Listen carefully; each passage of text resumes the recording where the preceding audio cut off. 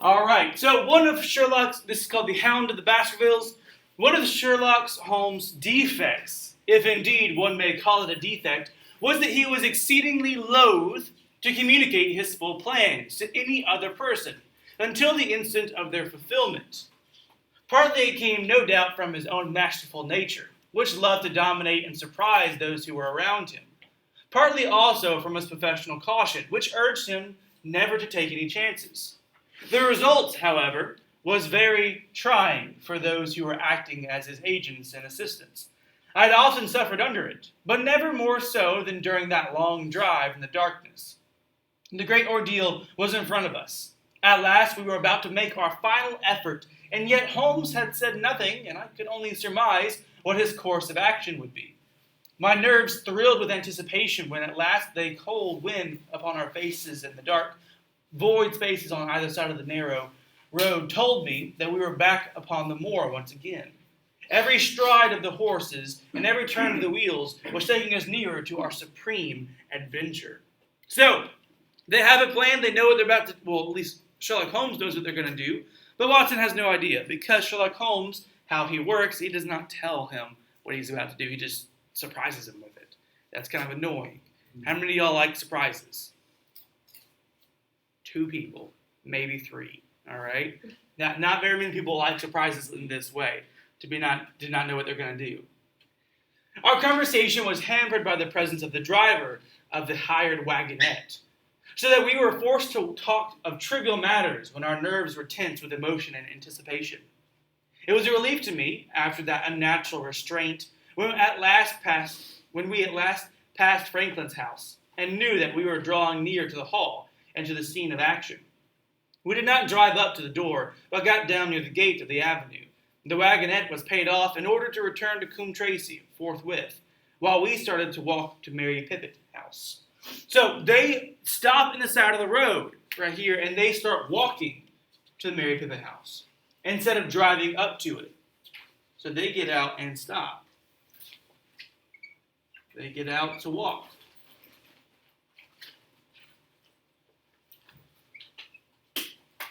So they get out to walk up to the house. You may have done something like this before. If you've ever tried to surprise someone, let's say at their house or at a party or something like that, surprise party, you may have gotten out of their, out your car, or parked your car around the corner and walked up.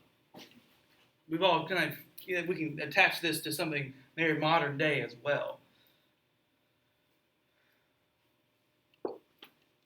Are you armed, Lestrade? The little detective smiled.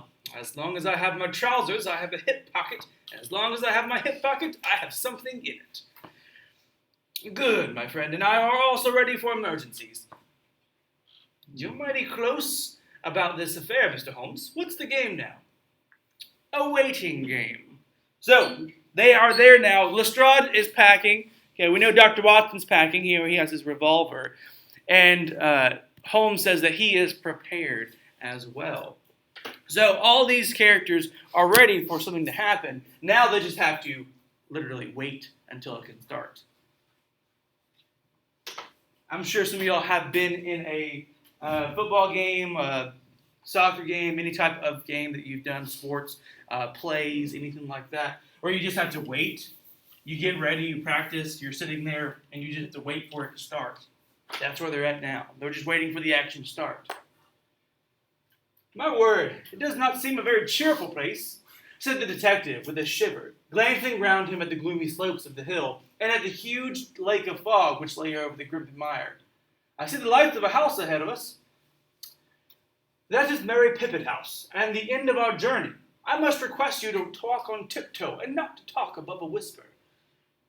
We moved cautiously along the tracks as if we were bound for the house, but Holmes halted us when we were about 200 yards from it. This will do, said he. These rocks upon the right make an admirable screen. We are to wait here? Yes, we shall make our little ambush here. Get into this hollow, Lestrade. You have been inside the house, have you not, Watson? Can you tell the position of the rooms? What are those latticed windows at this end?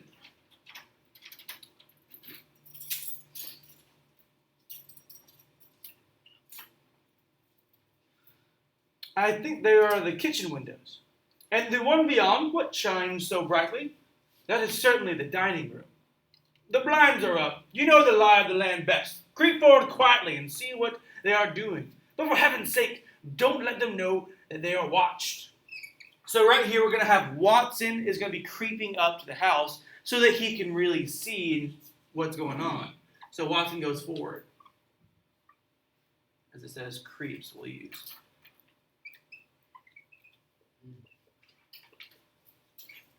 While I know this might seem trivial at certain times to write down things like this, it is very helpful every once in a while to make sure of your understanding of the story. So, Watson creeps to the house. I tiptoed down the path and stooped behind the low wall, which surrounded the stunted orchard. Creeping in its shadow, I reached a point whence I could look straight through the uncurtained window. So, he's creeping up. Apparently he's really good at stalking people, because that's kind of a weird thing to do. But he is able to see inside the window.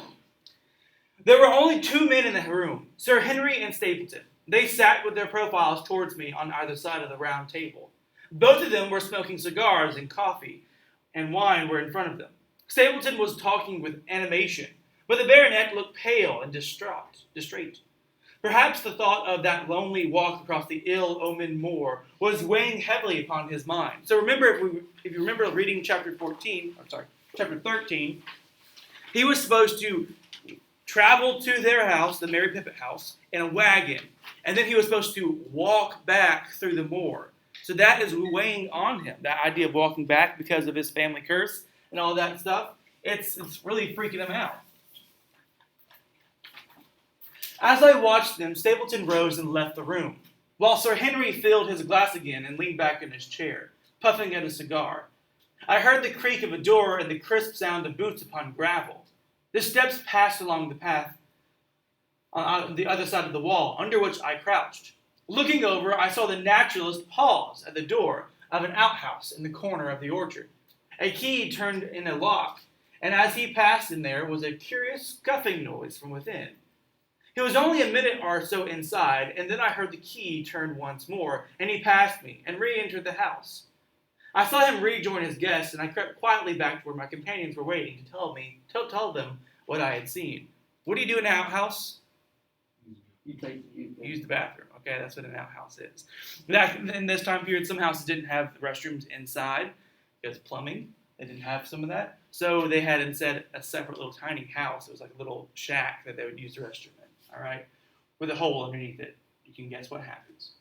Make sure they also remember, especially for tomorrow, they always call Stapleton the naturalist.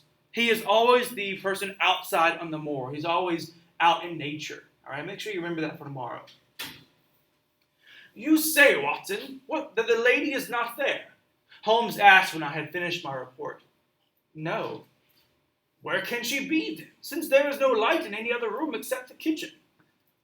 I cannot think where she is. I have said that over the great Grimpen Mire there hung a dense white fog. It was drifting slowly in our direction and banked itself up like a wall on that side of us, low but thick and well-defined. The moon shone on it, and it looked like a great shimmering ice field, with the heads of the distant tors as rocks borne upon its surface. Holmes's face was turned towards it, and he muttered impatiently as he watched its sluggish drift. It's moving towards us, Watson. Is that serious? Very serious indeed. The one thing upon earth which could have disarranged my plans. He can't be very long now. It is already 10 o'clock. Our success and even his life may depend upon his coming out before the fog is over the path. Why would it be important for the fog not to cover the pathway? Yeah, exactly, right? Because the fog is going to block their sight of him. If the fog comes in and he's walking along the path, they lose sight of him. He could be killed at any time and they would never know. And they don't want Sir Henry to be killed at all. And also up here, who is the woman they're talking about? The she? Mrs. Stapleton. Now we realized yesterday she's not actually his sister. Who is she? His wife, right? Which is some craziness going on there, all right? Make sure that you are following along with that if you need to. She is going to be Miss Stapleton. Actually, I guess it should be M.R.S. Stapleton.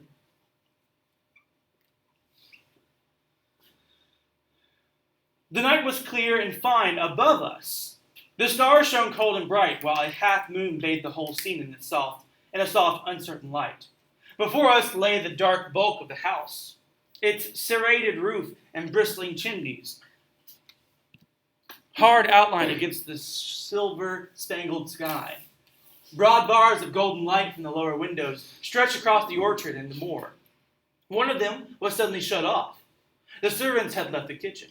There only remained the lamp in the dining room, where the two men, the murderous host and the unconscious guest, still chatted over their cigars. Every minute, that white, woolly plain, which covered one half of the moor, the fog, was drifting closer and closer to the house. Already the first thin whips of it were curling across the golden square of the lighted window. The farther wall of the orchard was already invisible, and the trees were standing out of the swirl of white vapor. As we watched it, the fog wreaths came crawling round both corners of the house and rolled slowly into one dense bank on which the upper floor and the roof floated like a strange ship upon a shadowy sea. Holmes struck his hand impassionately upon the rock in front of us and stamped his feet in his impatience. This right here tells us a lot about Holmes itself. They're hiding behind rocks, and he punched the rock right there. It shows you his depths of feeling here. He's kind of ticked off that everything's not going to his flame with this fog. And if you've never been in a fog, just wait probably a month or so. We'll start getting some fog here. You'll wake up and try to go to school, and it'll look like you're in a Silent Hill movie, and you'll feel really creeped out. If he isn't out in the quarter of an hour, the path will be covered. In half an hour, we won't be able to see our hands in front of us. Shall we move farther back upon higher ground? Yes, I think it would be as well. So as the fog bank flowed onward, we fell back before it until we were half a mile from the house. And still that dense white sea, with the moon silvering its upper edge, swept slowly and inexorably on. "We are going too far," said Holmes. "We dare not take the chance of his being overtaken before he can reach us. At all costs, we must hold our ground where we are." He dropped on his knees and clapped his ear to the ground. "Thank God, I think that I hear him coming." A sound of quick steps broke the silence of the moor. Crouching among stones, we stared intently at the silver-tipped bank in front of us. The steps grew louder, and through the fog, as through a curtain, there stepped the man whom we were awaiting. He looked round him in surprise as he emerged into the clear, starlit night. Then he came swiftly along the path, passed close to where we lay, and went on up the long slope behind us.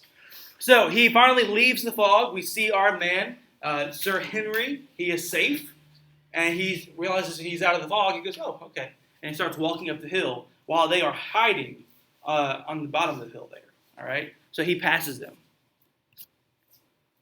As he walked, he glanced continually over either shoulder, like a man who is ill at ease. "Hiss!" cried Holmes, and I heard the sharp click of a cocking pistol. "Look out, it's coming!" There was a thin, crisp, continuous patter from somewhere in the heart of the crawling bank.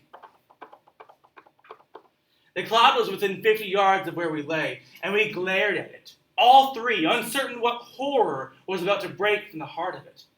I was at Holmes's elbow, and I glanced for an instant at his face. It was pale and exultant, his eyes shining brightly in the moonlight. But suddenly they started forward in a rigid, fixed stare, and his lips parted in amazement. At the same instant, Lestrade gave a yell of terror and threw himself face downward upon the ground. I sprang to my feet, my inert hand gripping my pistol, my mind paralyzed by the dreadful shape which had sprung out upon us from the shadows of the fog. A hound it was, an enormous, cold, black hound, but not such a hound as mortal eyes have ever seen. Fire burst from its open mouth. Its eyes glowed with a smoldering glare. Its muzzle and hackles and dewlap were outlined in a flickering flame. Never in the delirious dream of a distorted brain could anything more savage, more appalling, more hellish be conceived than that dark form and savage face which broke upon us out of the wall of fog. So we finally hear the description of the hound right here.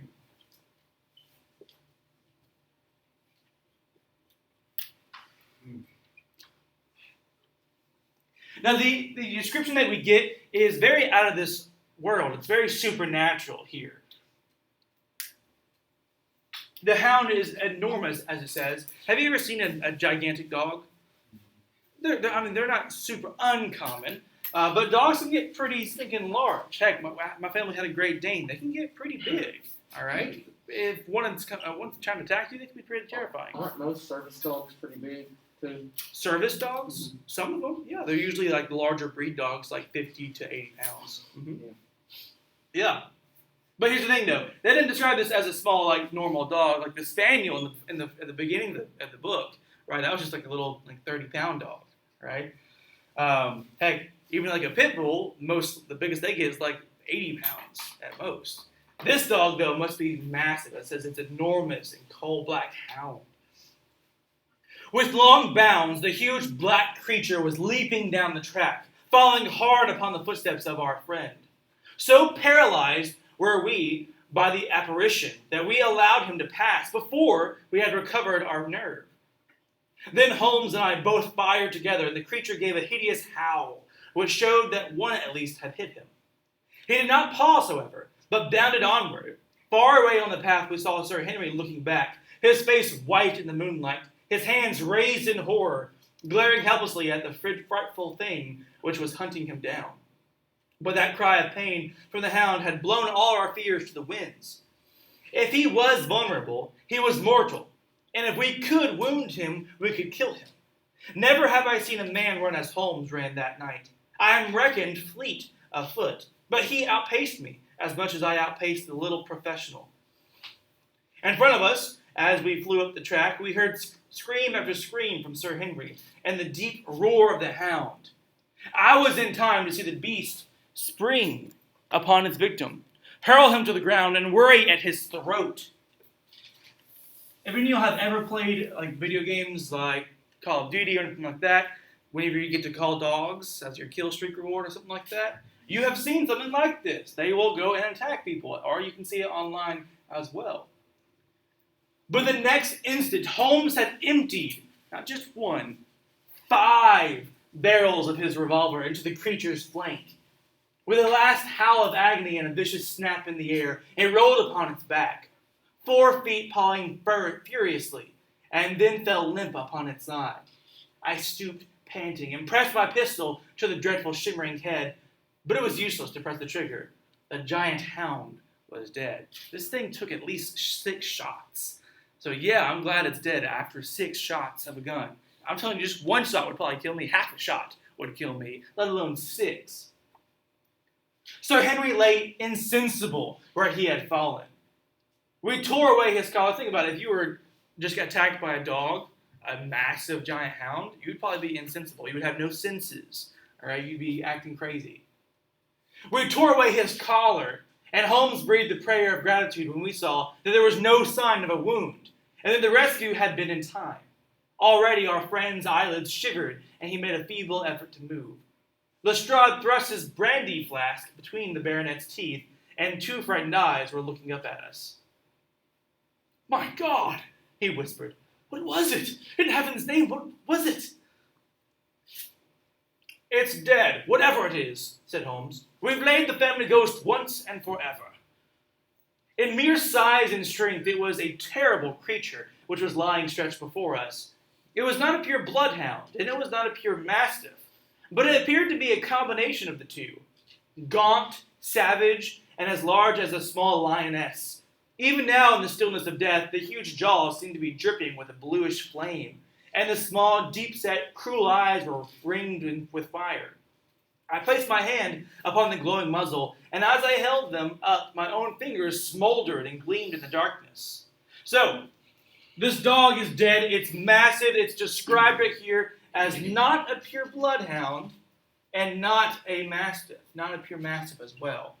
Mastiffs are massive creatures. They can be anywhere. They can range anywhere between 100 to even up to, I've seen 1 or 2, up to 150 pounds. They're massive creatures. A bloodhound is a tracking dog, and it's going to be able to track things really far distances. So it's kind of caught in the middle here. So it's probably about 100-pound dog or so, I would suggest, I would think. That's a big animal right there.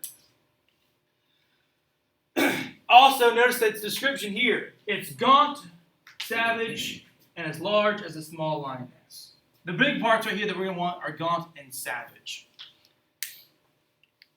Now, as horrible as it may seem, you know the one way to really get a dog, of all things, to attack a human? A lot of times, and it sounds horrible, but even if you hit a dog, they will not bite you, usually. That's a learned response after a long, long, long time. And in order to make it even worse, what some people do, they will starve the dog, the animal, to make it angry, to make it need sustenance. That's one of the only ways that people use dogs to hunt other people. It's horrible. But they mean to make it gaunt. They mean to starve it, to make it savage. That, attached to it being as large as a small lion, makes this dog a terrifying prospect to face. Whenever he placed his hand on him, he said his hands glowed a little bit, and they looked like fire. That's because there's a chemical compound on the dog, and that's phosphorus. Phosphorus, I said. A cunning preparation of it, said Holmes, sniffing at the dead animal. There was no smell which might have inferred with his power of scent. We owe you a deep apology, Sir Henry, for having exposed you to this fright. I was prepared for a hound, but not for such a creature as this, and the fog gave us little time to receive him. So phosphorus, in case you don't know, doesn't have a massive smell to it, but if you prepare it a certain way, it will glow. That's why it looks like this. Usually it's like a yellowish red. Oh, you have saved my life, having first endangered it. Are you strong enough to stand? Give me another mouthful of that brandy, and I shall be ready for anything. So, now, if you will help me up, what do you propose to do? So they've killed the hound, but they have not caught the hound's master, Stapleton. They still don't know where he's at. To leave you here. You are not fit for further adventures tonight. If you will wait, one or other of us will go back with you to the hall. He tried to stagger to his feet, but he was still ghastly pale and trembling in every limb. We helped him to a rock where he sat shivering with his face buried in his hands. We must leave you now, said Holmes. The rest of our work must be done, and every moment is of importance. We have our case, and now we only want our man. It's 1,000 to 1 against our finding him at the house, he continued, as we retraced our steps swiftly down the path. Those shots must have told him that the game was up. We were some distance off, and this fog may have deadened them. He followed the hound to call him off. Of that you may be certain. No, he's gone by this time. But we'll search the house and make sure. The front door was open, so we rushed in and hurried from room to room, to the amazement of a doddering old manservant, who met us in the passage. There was no light save in the dining room, but Holmes caught up the lamp, and I left no corner of the house unexplored. No sign could we see of the man whom we were chasing. On the upper floor, however, one of the bedrooms was locked. There's someone in here, cried Lestrade. I can hear a movement. Open this door. A faint moaning and rustling came from within. Holmes struck the door just over the lock with the flat of his foot, and it flew open. Pistol in hand, we all three rushed into the room. But there was no sign within it of that desperate and defiant villain whom we expected to see. Instead, we were faced by an object so strange and so unexpected that we stood for a moment staring at it in amazement. What was it? The room had been fashioned to a small museum, and the walls were lined with a number of glass-topped cases full of that collection of butterflies and moths, the formation of which had been the relaxation of this complex and dangerous man. So if you remember, this is what made him a naturalist right here, Stapleton. This is what made Stapleton a naturalist.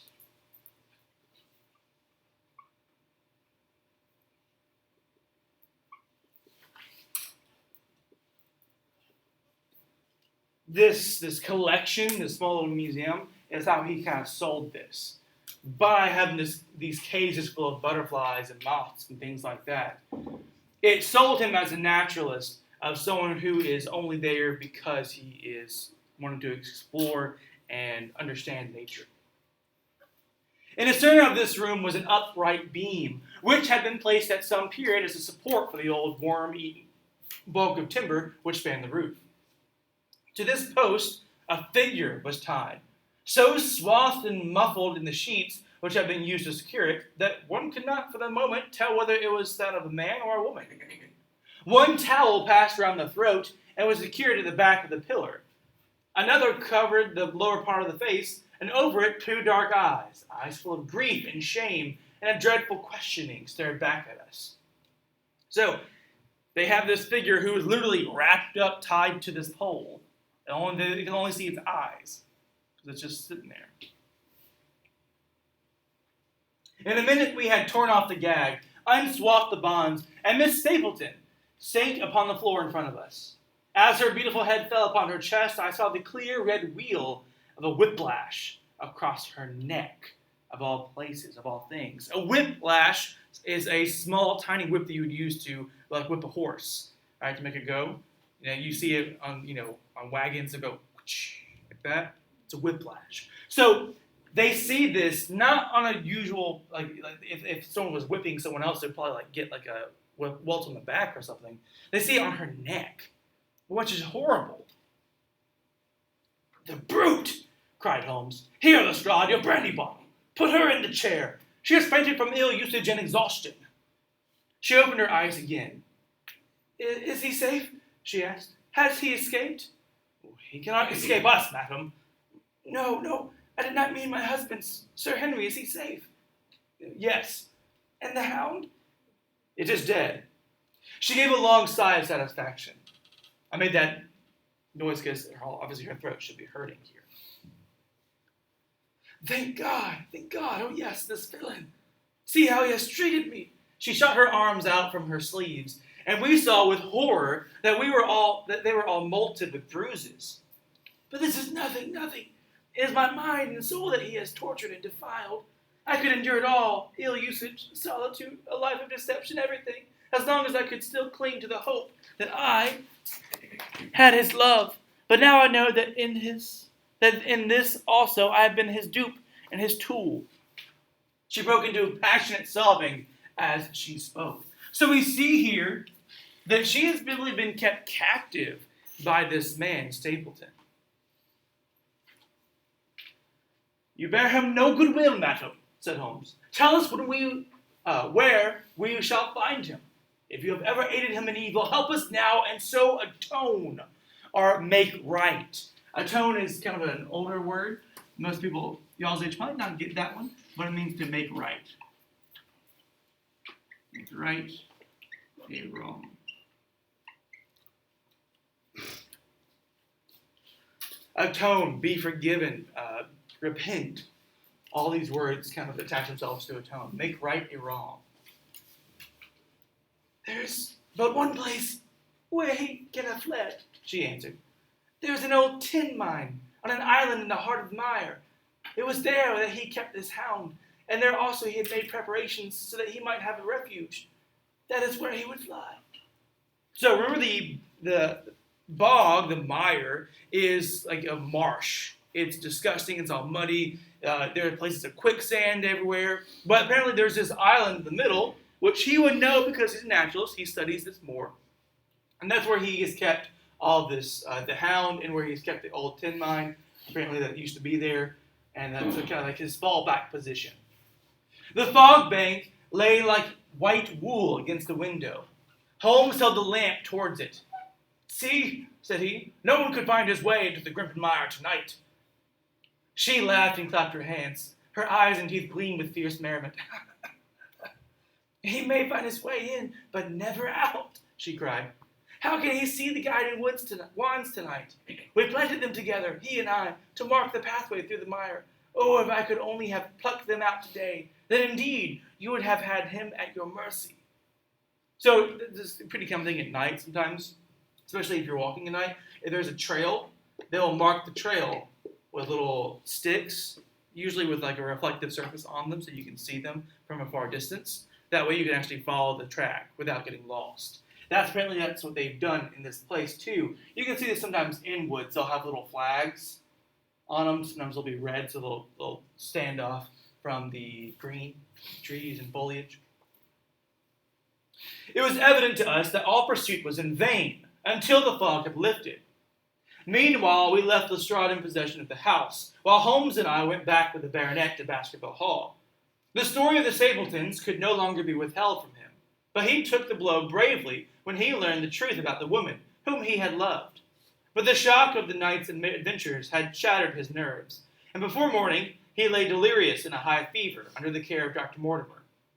The two of them were destined to travel together around the world before Sir Henry had become once more the hale, hearty man that he had been before he became the master of that ill-omened estate.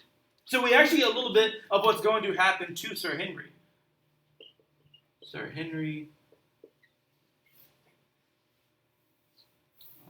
I guess we can call it Sir Henry's kind of becoming himself again. His healing. Sir Henry healing, question mark here. In order to get back to his usual American self of, let's go on adventures, they first have to go for quite some time around the world, getting away from this dark, kind of evil place for his family, because his nerves are shattered. And now I come rapidly to the conclusion of this singular narrative, in which I have tried to make the reader share those dark fears and vague surmises which clouded our lives so long and ended in so tragic a manner. On the morning after the death of the Hound, the fog had lifted, and we were guided by Miss Stapleton to the point where they had found a pathway through the bog.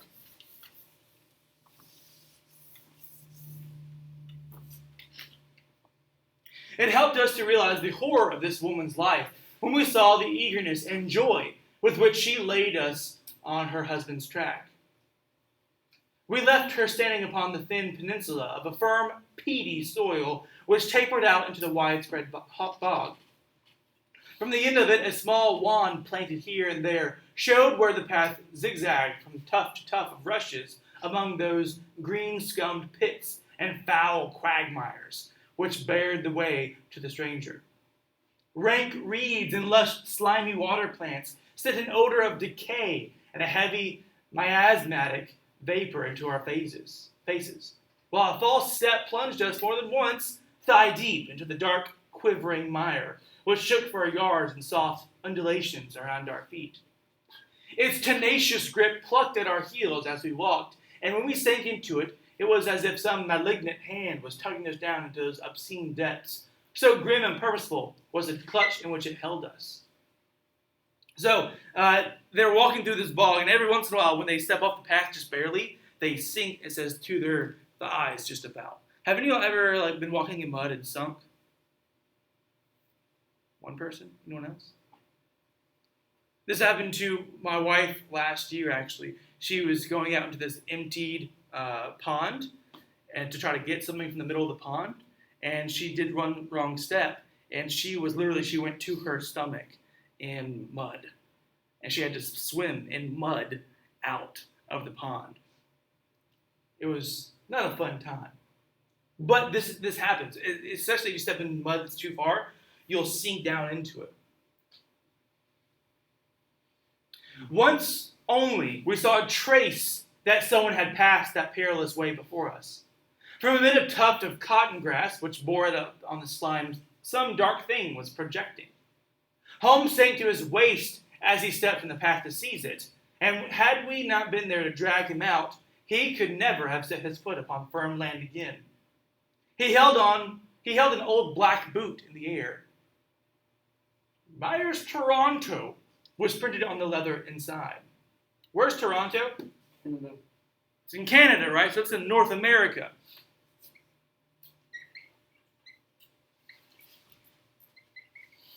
Is that anywhere near London?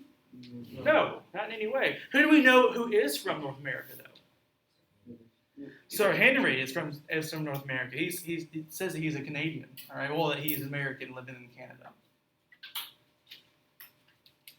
Why would he? So is this his boot? Yeah, remember in the very beginning of this novel, one of his old boots was gone. There we go. We have now found it. "It is worth a mud bath," said he. "It is our friend Sir Henry's missing boot." "Thrown there by Stapleton in his flight." "Exactly. He retained it in his hand after using it to set the hound upon the track. He fled when he knew the game was up, still clutching it, and he hurled it away at this point of his flight. We know at least that he came so far in safety." So that's what he was using to get the dog's scent for Sir Henry. But more than that, we were never destined to know, though there was much which we might surmise, make an inference, make a guess. There was no chance of finding footsteps in the mire, for the rising mud oozed swiftly and upon them. But as we at last reached firmer ground, beyond the morass, we all looked eagerly for them. But no slightest sign of them ever met our eyes. If the earth told a true story, then Stapleton never reached that island of refuge towards which he had struggled through the fog upon that last night. Somewhere in the heart of the great Grimpen mire, down in the foul slime of the huge morass which had sucked him in, this cold and cruel-hearted man is forever buried. So he must have fallen into the Grimpen mire.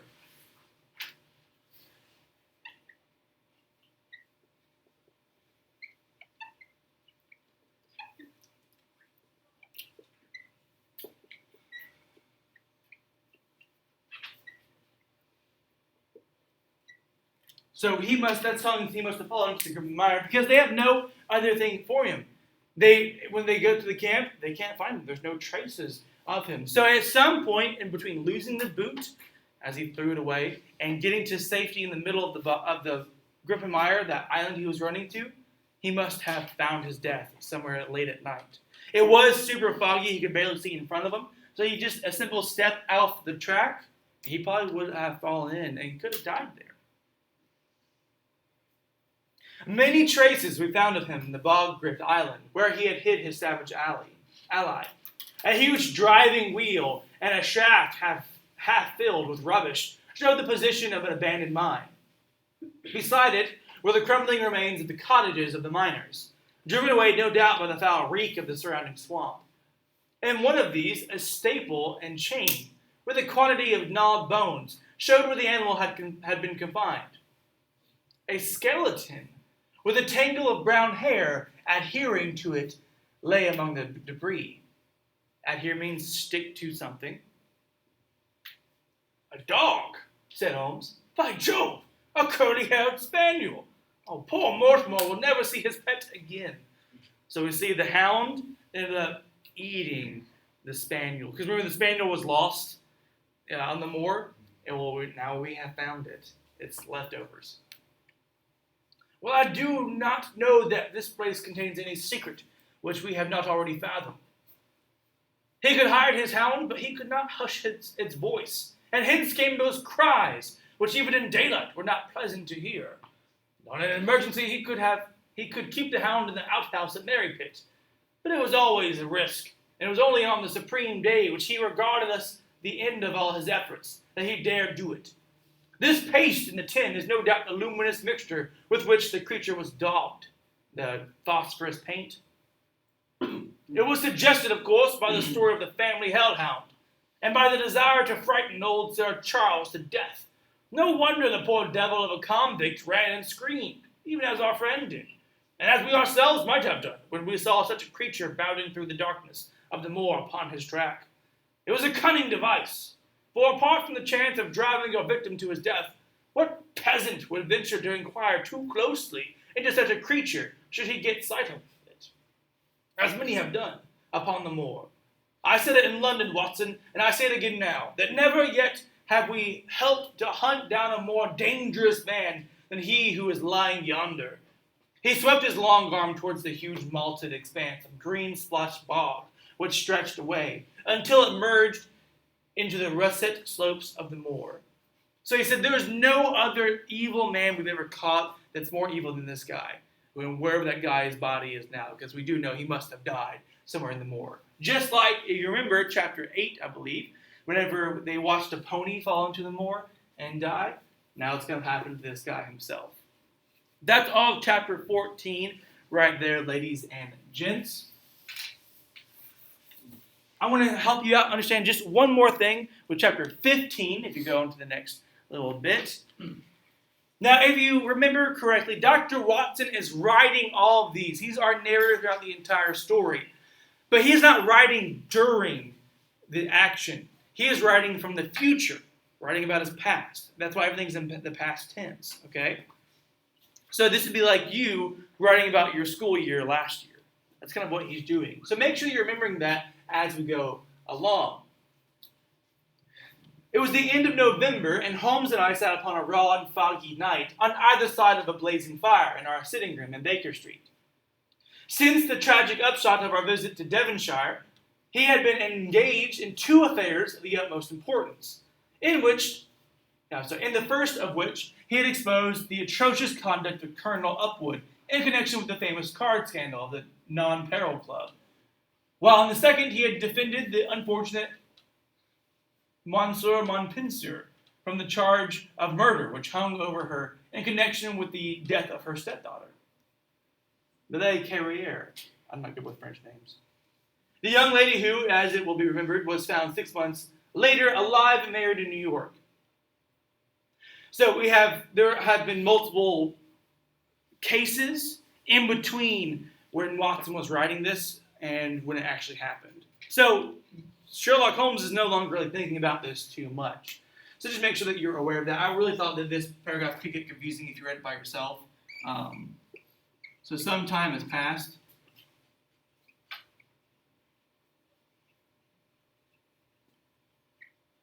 And other cases have gone.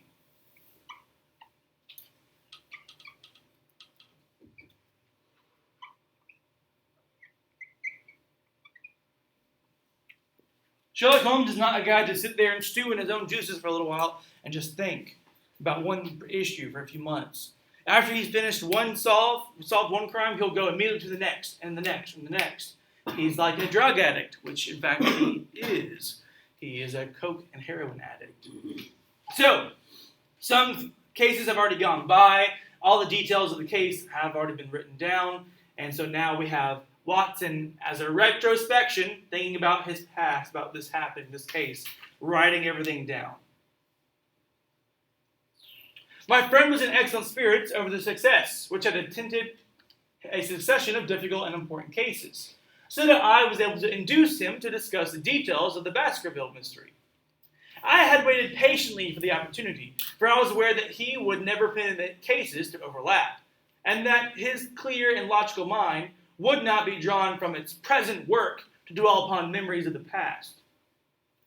Sir Henry and Dr. Mortimer were, however, in London on their way to that long voyage, which had been recommended for the restoration of his shattered nerves. They had called upon us that very afternoon, so that it was natural that the subject should come up for discussion.